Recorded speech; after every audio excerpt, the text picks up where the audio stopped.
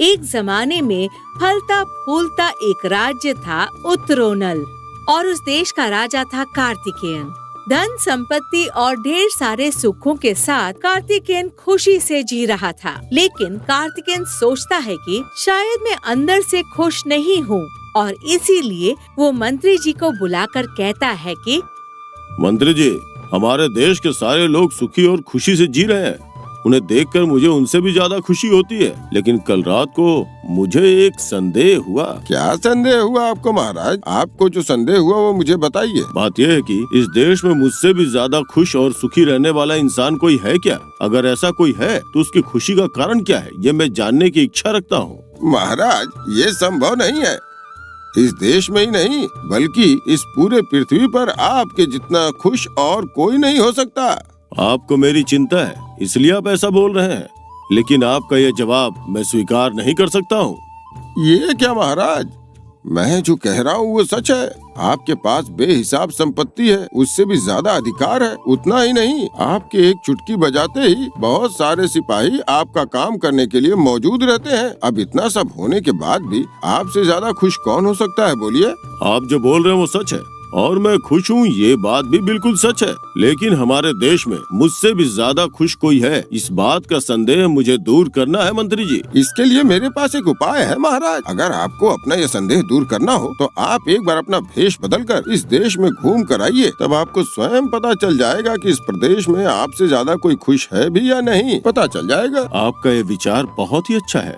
मैं स्वयं इस प्रदेश में घूम कर सब कुछ देख के आता हूँ। और फिर मंत्री के कहने पर उसने खुद के देश में उससे भी ज्यादा खुश रहने वाला इंसान कोई है कि नहीं, इस संदेह को दूर करने के लिए कार्तिकेय अपना भेष बदलकर देश में छानबीन करने के लिए निकलता है। तब गांव के एक छोटे से झोपड़े में से उसे बांसुरी की धुन सुनाई देती है। वो धुन सुनकर कार्तिकेय विचार करता है कि इस बांसुरी का संगीत कितना मधुर है, सुनने में बहुत अच्छा लग रहा है। कौन बजा रहा होगा इसे? फिर कार्तिकेय उस झोपड़ी के पास जाकर खिड़की से देखता है। वहाँ एक छोटा सा दिया जल रहा होता है और एक युवक को कार्तिकेय उसके चेहरे पर शांतता रखकर बांसुरी बजाते हुए देखता है। फिर कार्तिकेय सोचता है कि ये युवा कौन है? पता नहीं, देखने में तो बहुत ही गरीब लगता है, लेकिन इसके चेहरे पे तो मुझसे भी ज्यादा शांति है। ये बिना किसी कष्ट या परेशानी के बांसुरी बहुत शांति से बजा रहा है। मैं भले ही कितना भी खुश हूँ, पर मैं ऐसा नहीं कर सकता। यानी ये मुझसे भी ज्यादा खुश रह रहा है। इसके असली खुशी की वजह क्या है, ये मुझे जानना ही होगा। कारण जानने के लिए कार्तिकेय झोपड़ी का दरवाजा खटखटाता है। आवाज सुनकर बांसुरी बजाना छोड़कर युवक दरवाजा खोलता है। सामने कौन है बिना जाने वो कहता है, महोदय कौन है आप? आइए, अंदर आइए। फिर वो कार्तिकेय को अंदर बुलाता है। झोपड़े के अंदर जाते ही कार्तिकेय को उस युवक की गरीबी आंखों से दिखाई देती है। इतनी गरीबी में भी ये युवक इतना खुश कैसे रह सकता है, इस बात से कार्तिकेय को आश्चर्य होता है। और फिर वो युवक से कहता है, ओ नवयुवक, मैं एक व्यापारी हूँ। इस रास्ते से मैं गुजर रहा था। तुम्हारी बांसुरी की मधुर संगीत को सुनकर मैं यहाँ आया हूँ। खैर छोड़ो और ये बताओ कि तुम कौन हो और क्या नाम है? अरे साहब, मेरा नाम आनंद है और मैं एक कुम्हार हूँ। सुंदर सुंदर मिट्टी के बर्तन बनाना मेरा काम है। अच्छा, तुम्हारी तरफ देख के लगता है कि तुम बहुत खुश और सुखी से जी रहे हो। क्या तुम्हें कोई परेशानी नहीं है? तुम्हारी जिंदगी कैसे गुजर रही है? मुझे कोई भी परेशानी या कष्ट नहीं है साहब। रोज सुबह उठकर मैं शहर को जाता हूँ, हर एक गली में घूमता हूँ और मैंने जो मिट्टी के बर्तन बनाए होते हैं उन्हें बेचकर पैसे कमा लेता हूँ। उसके बाद अपनी आवश्यकता के अनुसार खाने का सामान खरीद लेता हूँ और फिर घर आकर खाना बनाकर और उसे खाकर नींद आने तक इस बांसुरी को बजाता हूँ और शांति से जीता हूँ। मैं एक अनाथ हूँ। इस दुनिया में मेरा कोई नहीं है और ना ही किसी की जिम्मेदारी है मुझ पर, इसीलिए पैसे बचाने की भी चिंता नहीं है। तो फिर किस बात की परेशानी होगी, आप ही बताइए। आनंद के ऐसा कहते ही कार्तिकेय को उसकी खुशी का कारण समझ जाता है। फिर कार्तिकेय वहाँ से निकलकर अपने राज्य में लौटकर मंत्री को बुलाकर उनसे कहता है, मंत्री जी, जैसा आपने मुझसे कहा था, मैं भेष बदलकर एक झोपड़ी में गया था जहाँ एक नवयुवक बिना किसी कष्ट या परेशानी के बांसुरी बजा रहा था। दिखने में वो मुझसे भी ज्यादा खुश लग रहा था। हालांकि उसके पास मेरी तरह कोई धन या फिर कोई संपत्ति नहीं है। सिर्फ मिट्टी का बर्तन बेचने वाला वो नवयुवक बिना किसी कष्ट और परेशानी के खुशी का जीवन व्यतीत कर रहा है। इसका मतलब हुआ कि आपने मुझसे झूठ कहा है ना? महाराज, वो उस वक्त के लिए भले खुश रहा होगा, लेकिन उसकी खुशी हमेशा के लिए नहीं रहेगी, क्योंकि बाजार में जब उसके मिट्टी के बर्तन बिक जाते होंगे तो वो खुश हो जाता होगा। लेकिन आपके पास जो खुशी है वो आखिरी तक रहेगी। मैंने जो बताया था वो झूठ नहीं, सच ही था। चाहिए तो आप अपने देश में मिट्टी के बर्तन बेचने पर प्रतिबंध लगवा दीजिए, फिर उसकी जिंदगी में भी कष्ट आ जाएगा और वो अपनी खुशी को खो बैठेगा। आप चाहें तो ये प्रयोग कर सकते हैं।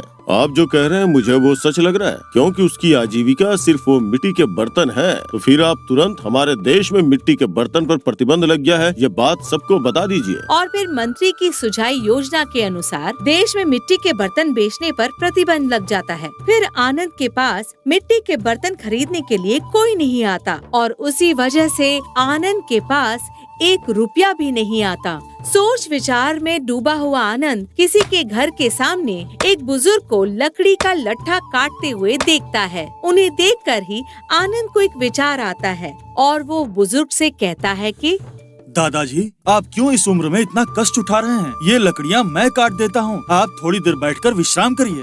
अरे बेटा, तुम क्यों तकलीफ उठा रहे हो? इसमें तुम्हारा क्या फायदा होगा बेटा? मैं व्यर्थ में नहीं काटने को कह रहा हूँ। काम होने के बाद मेरी मेहनत के अनुसार जितना हो सके आप मुझे मजदूरी दे दीजिएगा दादाजी। तो फिर ठीक है, मजदूर न मिलने के कारण मुझे ये काम खुद करना पड़ रहा था, और वैसे भी इस उम्र में इतना सारा काम मुझसे नहीं हो पाता। तुम बिल्कुल सही वक्त पे आए हो बेटा। ठीक है, तुम रोज आकर मेरे लिए लकड़ियाँ काट दिया करो, मैं तुम्हें पैसे दे दूंगा। ऐसा कहकर बुजुर्ग व्यक्ति आनंद को कुल्हाड़ी सौंप देते हैं। उसी दिन से हर दिन आनंद शहर शहर घर घर जाकर लोगों को लकड़ियाँ काट कर देता और बदले में जरूरी पैसे प्राप्त करके घर जाके खाना बनाकर खाने के बाद शांति से बांसुरी बजाते हुए जीवन व्यतीत करता है।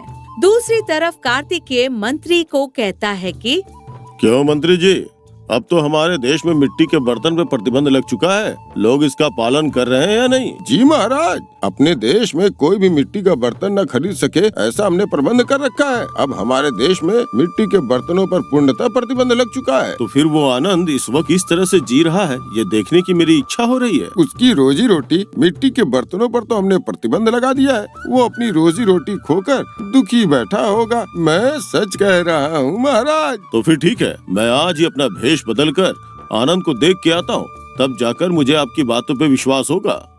और फिर कार्तिकेय फिर से भेष बदलकर आनंद के घर की ओर चल पड़ता है। तब उसे आनंद की झोपड़ी के बाहर फिर से बांसुरी की आवाज सुनाई देती है। सुनकर आश्चर्यचकित कार्तिकेय अंदर जाकर आनंद से कहता है कि ओह आनंद, अब तुम कैसे हो? यहाँ से गुजर रहा था तो सोचा तुमसे एक बार मिलकर चलूं। मुझे क्या होगा, मैं तो बहुत अच्छा हूँ। आप कैसे हैं? मैं भी अच्छा हूँ। अपने देश में तो मिट्टी के बर्तनों पर प्रतिबंध लग गया है ना, तो तुम्हारी रोजी रोटी कैसी चल रही है? अब तुम अपना जीवन कैसे गुजार रहे हो? सच कहा आपने, उसकी वजह से थोड़ा नुकसान हुआ था, लेकिन अब मैं जरूरतमंदों के लिए लकड़ियाँ काटकर उनसे आने वाले पैसों से खुशी से जी रहा हूँ। अभी भी मुझे किसी तरह की परेशानी या कष्ट नहीं है। आनंद के ऐसा कहते ही कार्तिकेय समझ जाता है कि उसकी खुशी का कारण उसका श्रम है। फिर वो तुरंत वहाँ से निकलकर राज दरबार पहुँचता है और मंत्री से कहता है, मंत्री जी, मैं आज उस आनंद से मिल के आया हूँ। वो अब भी खुशी का जीवन जी रहा है। वो आजकल लकड़ियाँ काटकर उससे मिलने वाले पैसों से बहुत खुशी का जीवन जी रहा है। वो मुझसे भी ज्यादा खुशी से जी रहा है और उसके साथ साथ बांसुरी से मधुर ध्वनि भी निकाल रहा है। इसका मतलब है कि इस बार आपने जो बोला था वो झूठ साबित हुआ। नहीं महाराज, ये खुशी भी उसके लिए कुछ समय के लिए ही है। वो जितना भी शर्म कर ले, हर एक बार परिस्थितियों की वजह से वो अपनी सारी खुशी खो बैठेगा। चाहिए तो आप हमारे यहाँ के सिपाहियों को काम देकर देखिए। हम यहाँ जो कष्ट उसे देंगे उसकी वजह से वो अपनी खुशी खो बैठेगा महाराज। इसका मतलब आप चाहते हैं मैं उसकी और परीक्षा लूं, है ना? ठीक है, ऐसा ही होने दीजिए। उसे जल्दी से अपने महल में काम पे लगा दीजिए।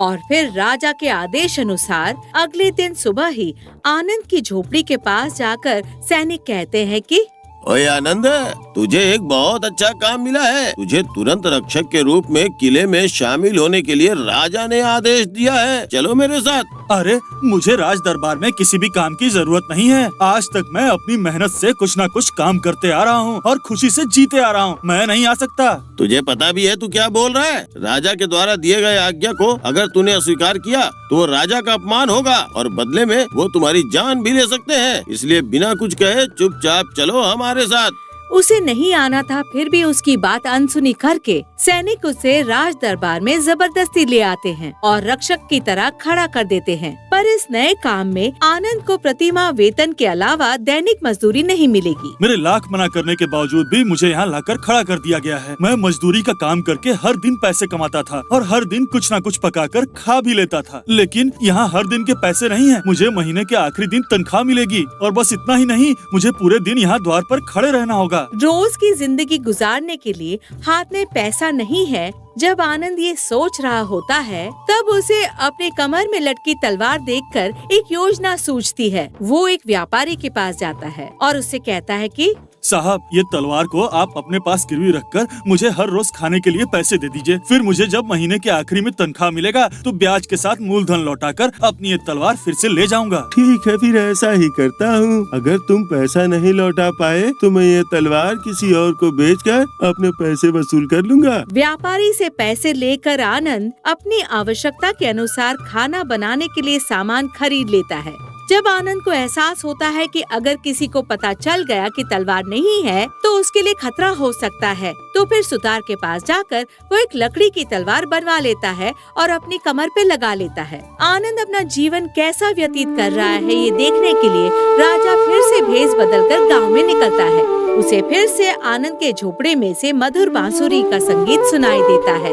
ये क्या है? चाहे कुछ भी क्यों न हो जाए, ये आनंद हमेशा खुश रहता है। मुझे तो समझ नहीं आ रहा इसकी खुशी के पीछे क्या कारण हो सकता है। और फिर कार्तिकेय महल में लौट जाता है और मंत्री को बुलाकर कहता है कि मंत्री जी, सबसे पहले आनंद इतना खुश कैसे है, इसका कारण मुझे अब तक समझ में नहीं आया। यहाँ तक कि हमने उसकी रोजी रोटी में भी रुकावट डाली, फिर उसे महल बुलाकर रक्षक के तौर पर उसे काम पे भी लगा दिया, लेकिन आज भी वो आनंद बिना किसी परेशानी के खुशी का जीवन जी रहा है। मुझे अभी भी ये बात समझ में नहीं आ रही, और वो ये है कि मेरे पास तो सब कुछ है पर उसके पास कुछ भी नहीं है, फिर भी वो इतना खुश कैसे? बिना किसी परेशानी के अगर वो इतना खुशी का जीवन जी रहा है तो इसका मतलब ये है कि उसने कहीं कोई गलती नहीं की होगी महाराज, या फिर उसे ऐसा लगता होगा कि आज तक उसने कोई भी गलती नहीं की। जी हाँ, आप जो बोल रहे हैं वो सही भी है, क्योंकि मैं जब प्रजा को दंडित करता हूँ तो मुझे ऐसा लगता है जैसे मैंने कोई गलती कर दी है और फिर पूरा दिन मुझे किसी बात की खुशी नहीं रहती। इसीलिए तो महाराज, अगर उस आनंद के हाथों से हमें किसी को दंडित करवाया तो उसके मन को भी लगेगा कि उसने कोई गलती कर दी है, फिर वो अपनी खुशियों को खो बैठेगा महाराज। तो फिर आनंद के हाथों से सिर को कलम करने की सजा लागू कर दो। इसके बाद इससे उसको परेशानी होगी, तब वो अपनी खुशी खो बैठता है या नहीं, ये देखते हैं। और फिर राजा के आदेश अनुसार अगले दिन सुबह सर कलम करने वाली जगह पर आनंद को काम पर लगा दिया जाता है। जब आनंद वहाँ पहुँचता है तो उस जगह पर एक अपराधी होता है। एक तरफ रक्षक, एक तरफ अपराधी, और सिर कलम करने वाला दृश्य देखने के लिए कुछ लोग वहाँ खड़े हुए थे। तब वह रक्षक आनंद को गंभीर रूप से कहता है कि इस अपराधी को राजा ने मृत्यु दंड दिया है, अब तुम अपने तलवार से इसका सर धड़ से अलग कर दो। रक्षक के ऐसे कहते ही आनंद का दिल रुक सा जाता है, क्योंकि उसकी तलवार तो लकड़ी की थी। उससे इस अपराधी का सिर कैसे काटा जाए पता नहीं। अगर ये सच बाहर निकल गया तो राजा कहीं मेरा सिर न काट दे, इस बात से डरकर आनंद रक्षक से कहता है कि इस आदमी ने क्या गुनाह किया है मुझे नहीं पता, फिर भी ये काम मुझे करने को कहा गया है, किसी और से करने को कहो ना। इसने जो भी गुनाह किया है उससे तुम्हें क्या लेना देना? इसका सर कलम करना है, ये राजा का आदेश है और सिर कलम करने का काम तुम्हारा हुआ। तुम चुपचाप अपना काम करो, समझे? रक्षक बड़ी कठोरता से आनंद से कहता है। आनंद सोचता है कि बचने का अब कोई रास्ता नहीं है। फिर वो अपनी आंख बंद करता है और हाथ जोड़कर भगवान को नमन करते हुए आनंद कहता है कि मैं अब बहुत ही दर्दनाक काम करने वाला हूँ। अगर ये गुनहगार एक बेकसूर है तो आप मेरे इस तलवार को लकड़ी की तलवार में बदलकर मुझे इस पाप को करने से बचा लीजिएगा भगवान। इस तरह से सबको सुनाई दे वैसी प्रार्थना करके जब सारे लोगों की नजर उस पर होती है तब वह अपनी तलवार बाहर निकालता है। ऊपर की तरफ उठी हुई तलवार को लकड़ी की तलवार में बदलता देख सारे लोगों को आश्चर्य होता है और रक्षक हैरान हो जाता है। फिर रक्षक भागकर तुरंत राजा के पास जाता है और सारी बातें विस्तार से बताता है। राजा को आश्चर्य और संदेह दोनों एक साथ होते हैं। अब कार्तिकेय आनंद को बुलाकर कहता है कि आनंद, पहले मुझे बताओ कि हुआ क्या था। तुम्हारे हाथ में जो तलवार थी वो लकड़ी की तलवार में कैसे बदल गई? कार्तिकेय को देखकर ही आनंद समझ जाता है कि उसके घर में भेष बदलकर आने वाला व्यक्ति दूसरा कोई नहीं बल्कि राजा है। तब आनंद सारी बातें विस्तार से बताता है। उन्हें सुनकर कार्तिकेय कहता है कि इसका मतलब है कि तुमने वो तलवार गिरवी रख दी है। वो सब तो ठीक है, तुम बिना किसी परेशानी के हमेशा सुखी से जीते आ रहे हो। तुम्हारी कितनी भी परीक्षा ले लूं पर तुम बदले नहीं। ऐसी स्थायी खुशी मुझे क्यों नहीं प्राप्त हुई? महाराज, मेरी खुशी का कारण है मुझे हर रोज मिलने वाला काम। मैं अपने काम को पूरी मेहनत से करता हूँ, फिर उसके जरिए मिलने वाले पैसे से उस दिन के जरूरत के हिसाब से खाना तैयार कर लेता हूँ। और फिर जब रात होती है तो अपने दिन भर की सारी मेहनत को भूलकर उसके बारे में बिना सोचे अपनी सारी परेशानी घर के बाहर छोड़कर बांसुरी को बजाकर आराम से सो जाता हूँ और फिर से अगले दिन सुबह उठकर मेहनत करना शुरू करता हूँ। इसीलिए राजा, मैं हमेशा खुशी से जीता हूँ। मुझे समझ में आ रहा है, तुम्हारे लिए खुशी का कारण मेरे जैसी संपत्ति नहीं है। भले ही कोई भी परेशानी हो, उसे घर के बाहर छोड़कर तुम्हारे पास जो भी है उसी के साथ खुशी का जीवन जीते हो। ठीक है, अब से तुम्हें यहाँ काम करने की जरूरत नहीं है। तुम्हें जो भी काम आता है वो करके खुशी का जीवन जियो। आनंद की खुशी के पीछे का कारण जानकर कार्तिकेय उसे पैसे देकर भिजवा देता है और उस दिन से कार्तिकेय भी अपनी सारी परेशानियों को किले के बाहर छोड़कर फिर से अगले दिन सुबह से सुख से जीने की आदत डाल लेता है। ऐसी ही मजेदार कहानियाँ देखने के लिए लाइक करें, शेयर करें और बेल आइकन दबाना ना भूलें और हमारे new stories book Hindi channel को सब्सक्राइब करें।